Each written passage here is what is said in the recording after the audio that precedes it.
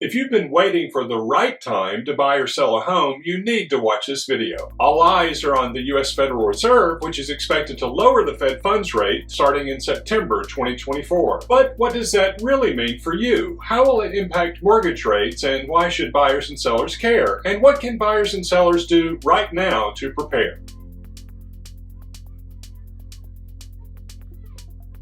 First, let's talk about the Fed funds rate. This is the interest rate at which banks lend money to each other overnight. It's a critical tool that the Federal Reserve uses to manage the economy. When inflation is high, the Fed often raises the rate to cool things down, but when the economy needs a boost, they lower it to encourage borrowing and investment. In 2022, the Fed began increasing the Fed funds rate to combat inflation, and it's been somewhat high since, at least in comparison to other times they've hiked the rate. But here's the good news. Many folks believe that beginning in September, the Fed will begin lowering this rate, which could potentially ripple across the economy. Now, it's important to note that the Fed funds rate doesn't directly set mortgage interest rates, but it definitely influences them. The Fed funds rate does directly impact the interest rate you pay on your credit card, home equity line of credit, car loan, and some student loans, however. Historically, we've seen that when the Fed lowers rates, it often leads to a drop in mortgage rates as well. The Fed funds rate is more of a starting point, influencing how expensive it is for banks to borrow money. When borrowing costs go down, banks can afford to offer lower rates on loans, including mortgages. So while the connection isn't direct, it is definitely significant. Another thing to keep in mind is, historically, a declining Fed funds rate signals a recession. That's what we saw previously. Those gray bars there are recessionary periods. As of August 24, 2024, the U.S. economy is in a unique position. Inflation appears to be cooling, with the latest figures showing it down to 2.9%, down from 7% in 2021. Unemployment at 4.3% in July appears to be increasing month over month, however. Additionally, economic growth has been slower, with GDP growth expected to be just 2% this year, declining to 1.8% in 2025. This economic environment is ripe for a rate cut as the Fed aims to support growth, maximize employment, while keeping inflation in check. So what does this all mean for you? Lower inflation is a good sign that the cost of living isn't rising as quickly, which is a relief for many. Look, I get it. Everything from houses to eggs to toilet paper has gone up in the past couple of years, but at least the pace of price increases is slowing. The slower economic growth can be a concern because it might lead to fewer jobs and lower wages if the trend continues. That's why the Fed is considering lowering rates to give the economy a bit of a boost to ensure that growth continues. The housing market in particular has felt the squeeze of higher interest rates over the past year and a half. Higher mortgage rates have made it more expensive to buy a home, cooling off what